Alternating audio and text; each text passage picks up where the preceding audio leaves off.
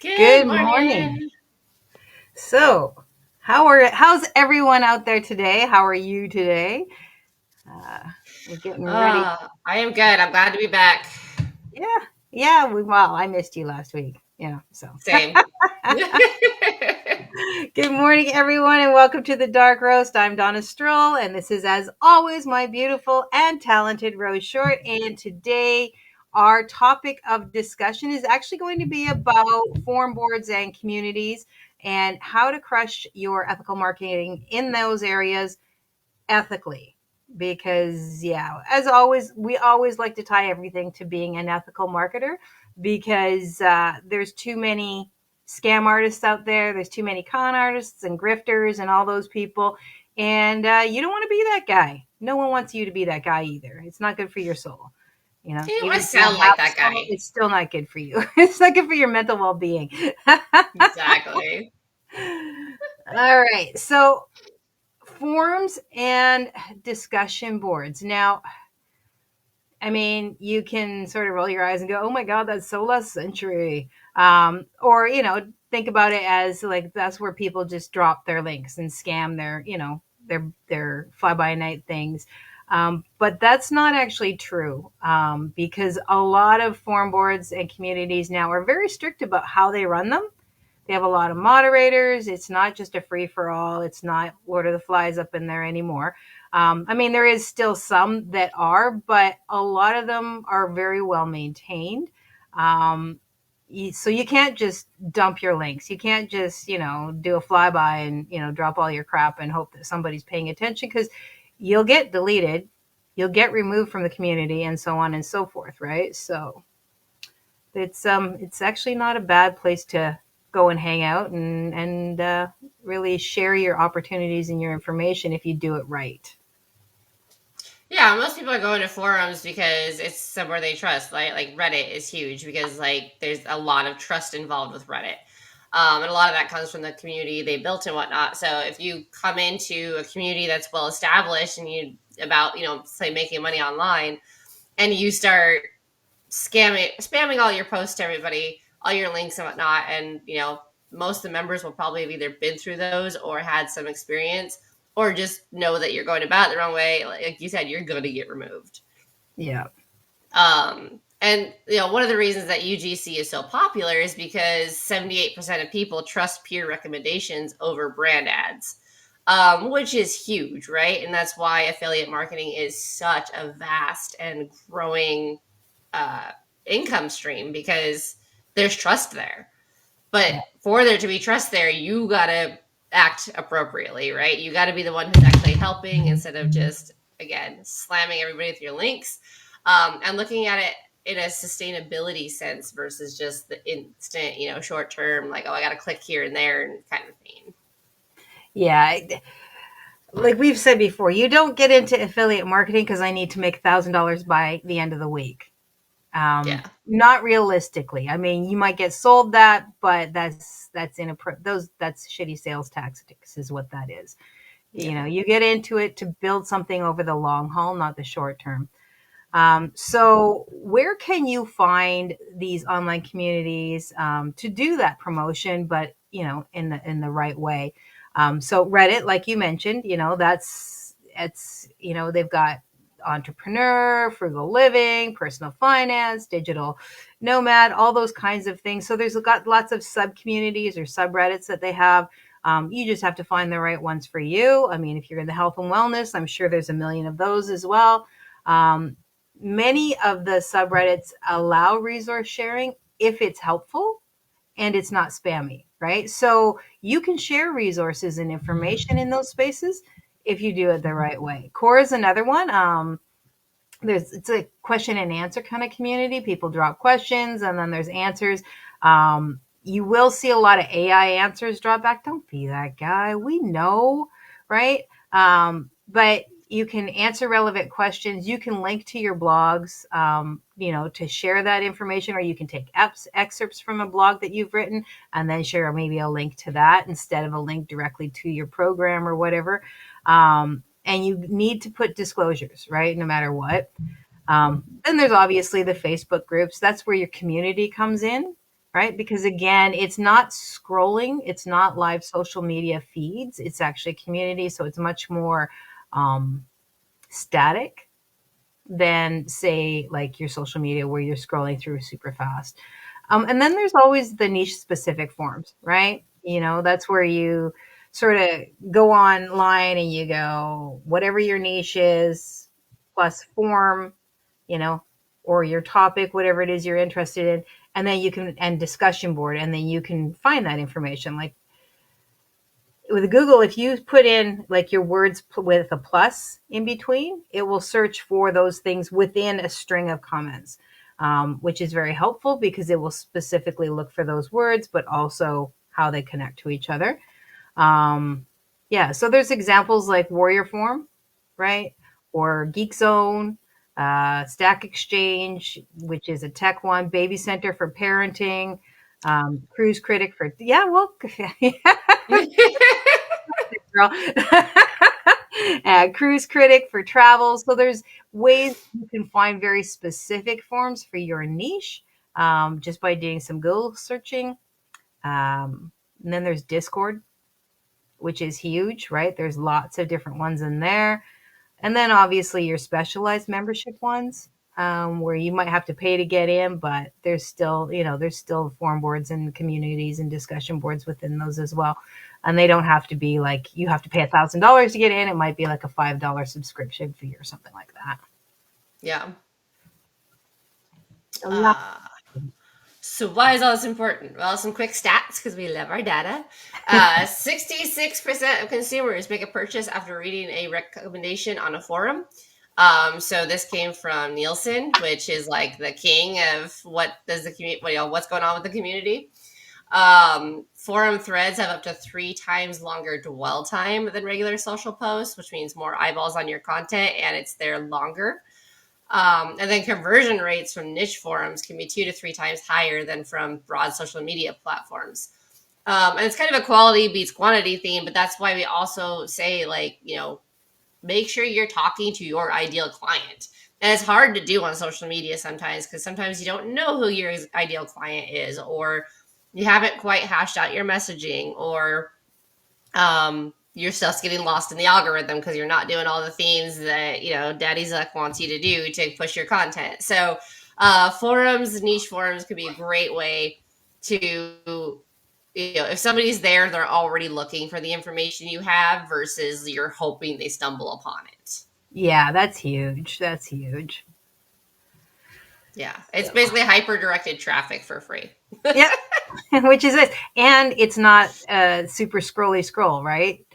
People are, you look at, usually with forms and stuff, a lot of times there's like headers, right? Or it's used as a search engine. I don't know how many times when I'm searching for something, Reddit is part of that search, right? So that's, or Quora is another one, right? And they also, Quora, I don't know if Reddit does it because I'm not subscribed to that, but I do see it when I'm searching. But Quora, I am actually subscribed, and they send you like feeds of stuff. So if you've looked at something or asked questions about something else before, they'll send you feeds in that. Even if you're not subscribed to any specific thing, they'll send you a general feed of things that you've looked at, which means that your customers are also receiving those feeds in there as an email newsletter, just a quick, blip, blip, blip, which means you're getting free advertising, free email advertising if you're doing it right, which is super awesome. That is cool. Yeah. Just don't get banned. Again, yeah. So some key strategies that don't suck. Join as a real human, right? You got to spend time. You got to engage without the links, without the spamming, without the trying to share stuff. If you're going to share information, make sure it's advice, real advice. Answer the questions. Be a resource. The same thing we say when you're in a Facebook group, right? Be a resource. You can think sort of the 80-20 rule, 80% value, 20% subtle promotion, not hammerhead promotion. It has to be subtle. Because again, these are communities that are meant for sharing information, not for, selling. That's not their primary purpose, right? So Yes. And that's why you gotta choose the right ones. Yeah. So, obviously you want to choose ones that are aligned with your niche and with what you have available, right? Don't join a freaking cruise forum if your theme is financial advising. Check the rules. Rules are huge. Many forums do allow affiliate links as long as it is disclosed. And as long as it's not your first post, right? Like, you don't want to come in like, "Hi, this is me. This is what I do. Here's all my links to my stuff." Like, they're not going to approve that. Right. You're not the Moder- Kool-Aid guy. exactly. Yes. Moderators will shut that down so fast. And then you want forums that are same with Facebook groups. You want high engagement and active. Moderators help keep the spam low, which means you get better views. But so you want to make sure you're looking for those kind of things. Like, if there's not engagement in the group, then it's the same as social media. If you're not getting engagement on social media, you're not going to grow. You're not going to get your information for the right people. So make sure when you're doing your research that, like, these groups, so these posts, these forums are active and that people are actually commenting and want to be there. Yeah. Because, you only have a finite amount of time, so you don't want to spend it speaking to a void. It's just, it's just not worth it. So, and then signature linking, if it's allowed, right? So it's simple and not spammy. So, want my free guide, or, you can follow me, follow my blog, those kinds of things where you're not trying to sell, you're offering either a resource or, your newsletter for information, or your blog for information, or you could even put your social media links in there, I suppose. But again, make sure that you're following the rules, because maybe it's not allowed. And always, if you're going to be using links, don't use, pardon me, your standard affiliate links. Make sure you're shortening them. Make sure you're personalizing them as much as you can, like we've talked about with Bitly, or what's the other one that you use? Something short link or something like that. I can't remember. I think it was link shortener, but yeah. Yeah. So, there's ones out there. They're free. They allow you to track it as well to see if that information is coming back to you. Yeah. Or even Linktree, right? Like, Linktree lets you put all of them in the same spot. And then again, like, they can go for one and be like, "Oh, well, what's this other one?" Right? And like, Linktree is a great way because everyone can remember Linktree. A lot of people use it. And you can have multiple niche themes there, or Standstore, I think, is another one. Like, any of those programs, like, will let you do that. But again, like most people know, Linktree is probably, you're advertising something, so make sure it's allowed. Yeah. And then be sparing with your links. We've talked about this before. And, if every blog post, like every paragraph ends with an affiliate link, it's going to get overwhelming, right? It's going to be too much data. It's going to be data overload. So only use the relevant ones, the ones that add value, of course, disclose like we talked about. But you're far better off if you have a lot of links like we just talked about, helpful articles, or a resource page that contains, like, maybe your main link, or again, a link tree, which would go to everything. Just make sure that you're not getting too over the top with dropping those links in or sending those links out, because then it does, even if you're not trying to, it does still come across as spammy. Yeah. If every time that you respond, it's like, this is what you need to do and go here, people are going to stop paying attention, because they know it's a sales pitch, not actual service. You've got to come with an open hand, right?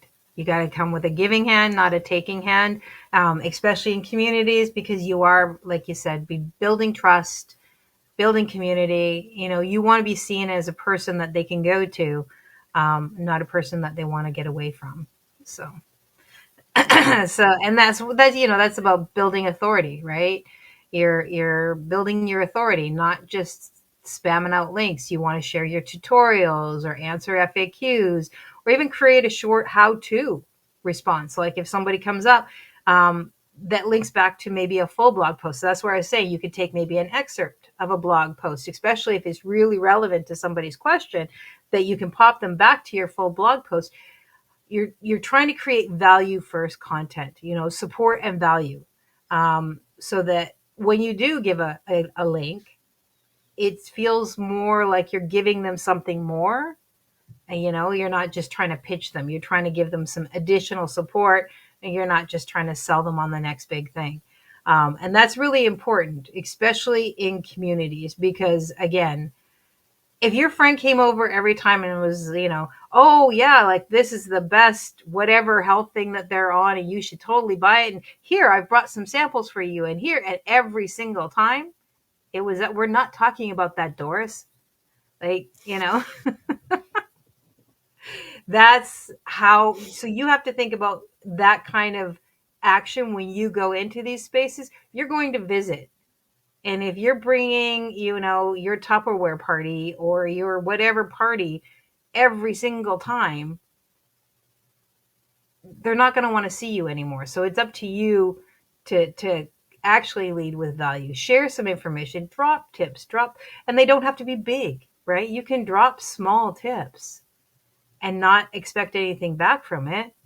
It's okay to do that, because then when it comes time for them to buy, you'll have already started, you've already seeded them with your information and your knowledge and your trust. Yep. And that's where, being a connector is super important, right? So instead of just being like, oh yeah, this is what I did, you should do this, hey, you should check this out. Like, how many of your friends have called you and been like, dude, you need to check out this new restaurant, it's amazing, or something like that, right? It sounds way more natural, and it's just a better way than being like, okay, well, I get this all the time with people who pop into my DM where they're like, oh, okay, well, I understand that you said that things are going good with your business, but what does your open rate look like? Or what is your conversion rate? Where they do this annoying, like, active listening thing of repeating your message back, which doesn't work in text. It's freaking annoying, and stop it. But that'll automatically switch you off, because then it's not a like, oh, that sounds amazing. Hey, have you looked into this? This might be helpful. It's now a robotic, like, I am getting to my sales pitch because this is my script, right? So keep it natural and just connect people with resources versus trying to make the sale. It'll make things so much easier. And make sure it fits in the convo. Like, yeah, you can be a walking billboard for things you're passionate about. You should be, right? Like, I will talk dogs at some point with every person I meet. I guarantee it, because I love my dogs and it's what I do. But I'm not going to just slip it into the conversation if we're talking about like someone's bankruptcy or something like that. I'm not going to be like, well, that sucks. By the way, here's my dog. Right? Like, yeah, sure it's a natural flow. Yeah. And I mean, if you don't know if it's natural or not, you can literally record yourself as a 2-part conversation. Oh. And here, does this sound natural to me? And if you are comfortable with AI, you can literally have them play the part of a customer or a client and have that conversation with them. And they can tell you, and you just, you preface it with like, this is my script. This is how I would do about this. I need you to act as a client who's maybe on the fence about it, or, as a community, and tell me what you think. And they'll break it down for you and offer suggestions and stuff like that. Cause there's ways to utilize AI, and these are the kinds of ways that we use AI to benefit us, not take over for us. So, but yeah, even just having that conversation out loud, it's the same thing as reading, when you're editing a book, you read it out loud, because what sounds perfectly fine in your head, and then you read it out loud and you're like, wait a minute, that doesn't sound right at all. And that's because you've already skipped to the end. You know the end, you know what's happening. But if you read it out loud, you might actually start to hear how that's not really, I would never say that in actual conversation. Mm-hmm. So. Yeah, so one of the things the president or our real estate team used to do was every meeting he'd be like, cool, who are you and who do you serve? So that, because we all had our superhero personas and whatnot. And so that way it was like, oh, I'm Rose, I'm the Red Queen, I help luxury properties, but also first-time home buyers. Because if it doesn't sound like you believe who you are or what you do, no one's going to believe it. Yeah.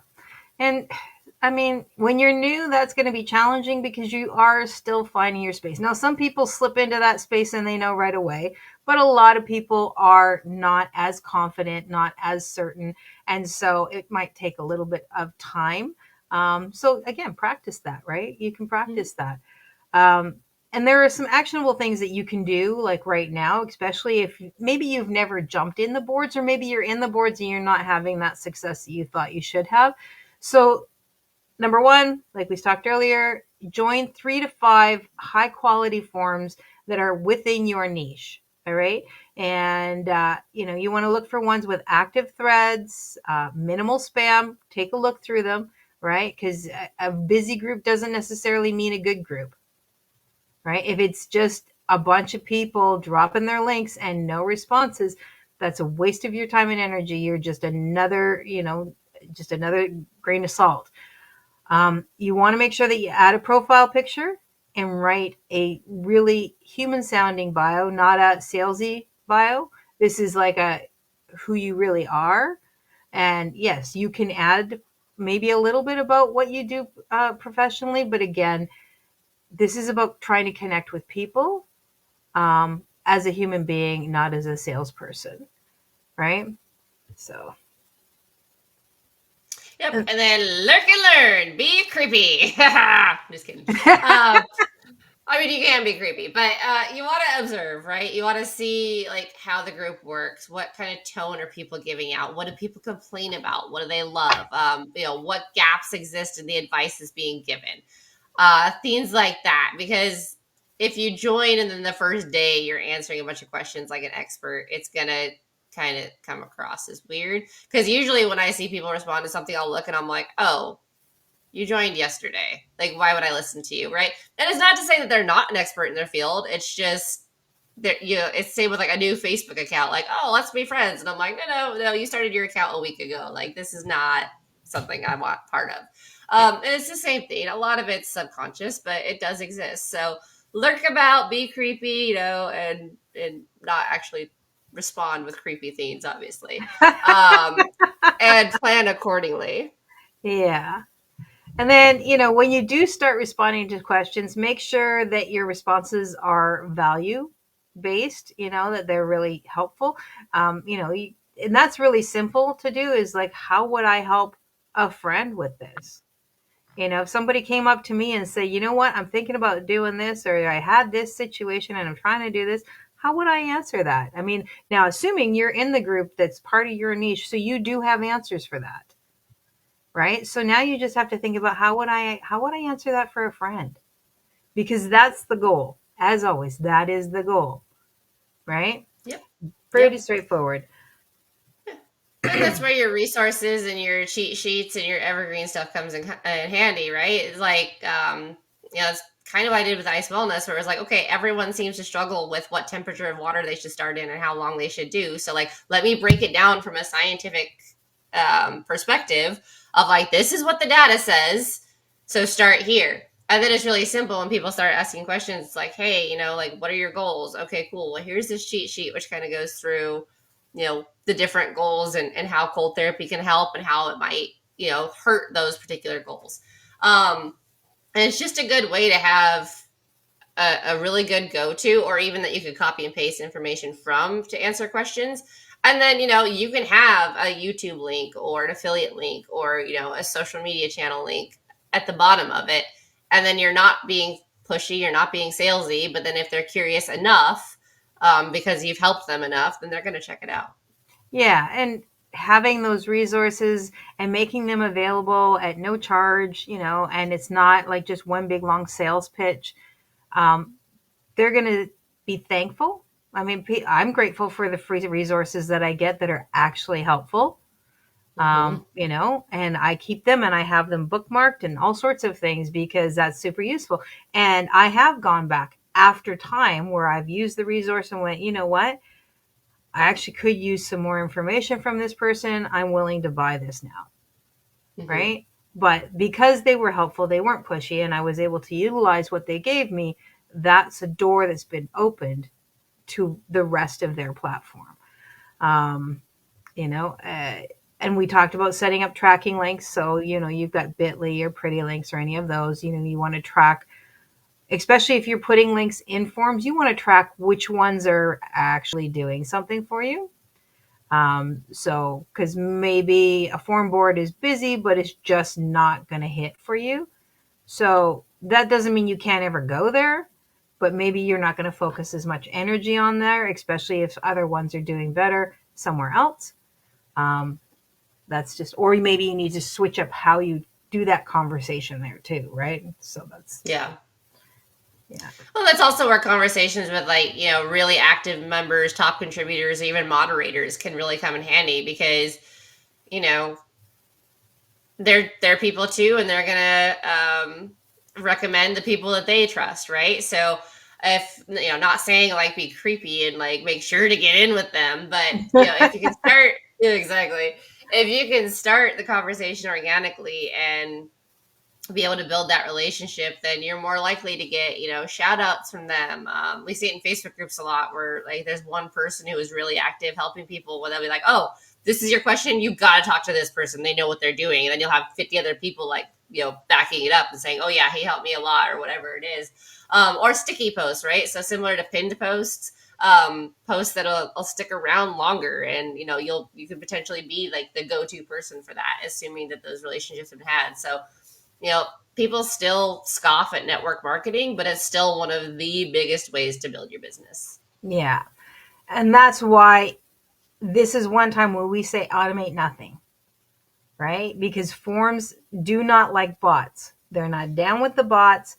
And if you are seen as somebody who is either automating AI responses or doing those kinds of things, like, you'll end up banned.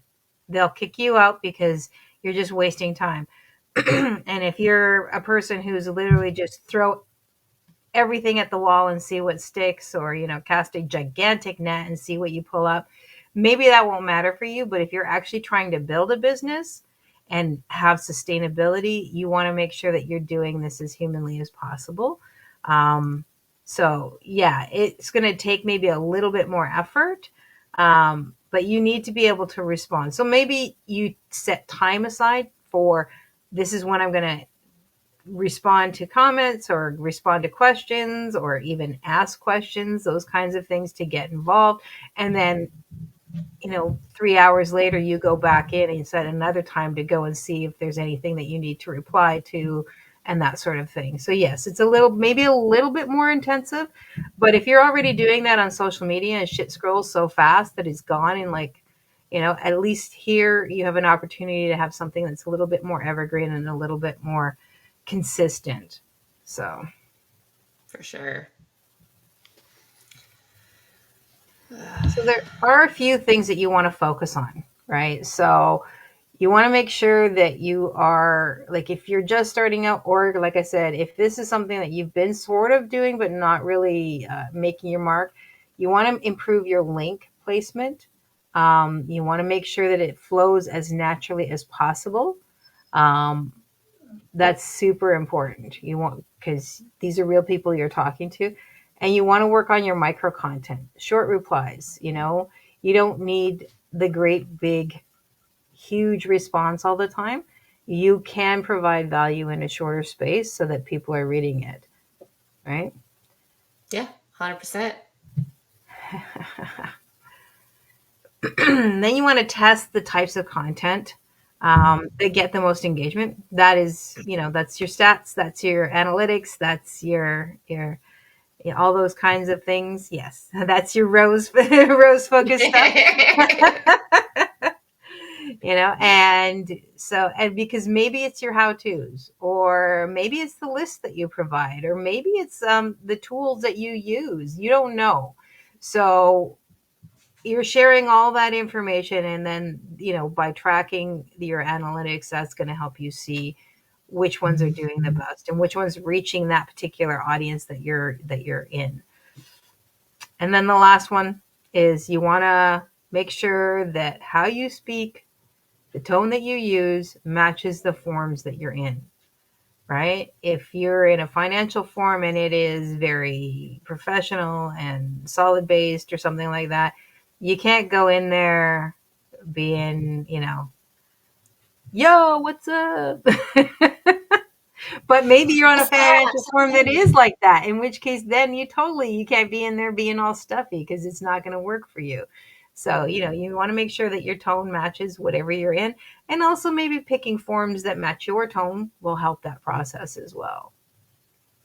For sure, because you don't want someone to come like decide they want to work with you and then find out that you're not the person they thought you were because you were matching the tone of the group versus the group matching your tone, right? So like we've had it before where we're like, oh, this person's really interesting, and then like we get on one-on-one with them and it's like, oh, well, you and I don't align on a lot of things.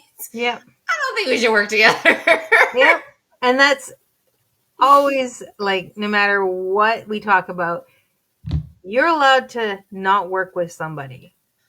Money Yep. should not be your only driving force, because you could get into a business relationship with somebody who does not match your energy, that does not match who you are, and it's going to be a relationship from hell, just like any other relationship. And the dollars aren't going to be worth it, because it's going to be exhausting and painful and frustrating. And in the end, they're probably going to say bad things about you.